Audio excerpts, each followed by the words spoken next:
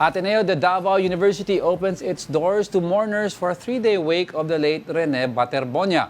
Mobile journalist Evan Tarinque is in Davao City. Evan, go ahead. Angelo, nagsimula na nga ngayong araw itong public viewing para nga sa rising basketball star na si Rene Baterbonia. Pero may kita naman sa akin likuran, ganito nakahaba yung pila ngayong araw dahil ngayong Biyernes around 1 p.m. binuksan na at pwede nang makapasok yung mga taga-suporta, mga friends, pati na rin yung ilang mga teammates ni Rene na makapasok sa loob ng Ateneo de Davao at magbigay pugay nga para nga dito kay Rene. Pero ang schedule, Angelo, so far, bukas ngayong araw, 1 p.m. hanggang 5 p.m. Biyernes at Saturday hanggang Sunday naman is 10 a.m.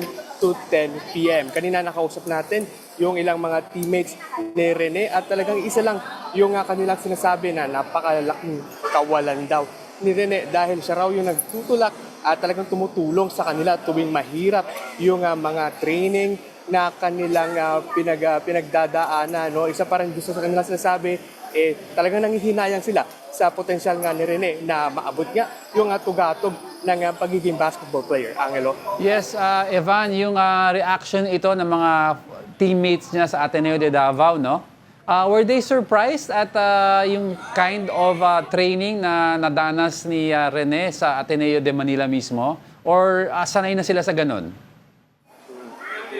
Angelo, according nga doon sa mga nakausap natin na teammates ni Rene, no, talagang may times talaga na mahirap yung training. Kaya nga kadalasan daw talaga si Rene yung nagpupush sa kanila na wag indahin yung sakit o yung hirap nung training, talagang i-push lang yung kanilang mga sarili dahil it's for the better. And yun nga yung nami-miss nga nung ilang mga teammates ni Rene dito sa Ateneo de Davao na siya yung naging tulak at naging malaking tulong sa kanila na parang mas lumakas pa at mas gumaling pa nga sa basketball. And isang araw doon sa mamimiss nila kay Rene, yung kanilang kulitan time with Rene, pati na rin yung paglalaro nga nung bonding time, pati yung kanilang paglalaro ng mobile games na kanilang naging bonding time habang nagpapahinga at nagre-relax pagkatapos ng mga training. Angelo?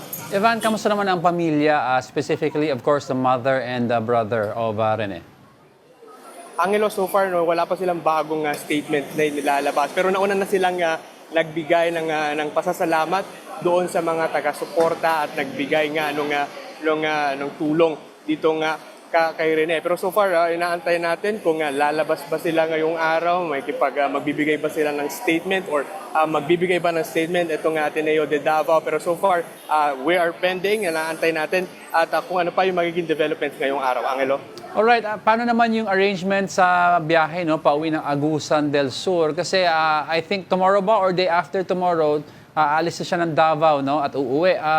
Will there be another big wake at Agusan del Sur?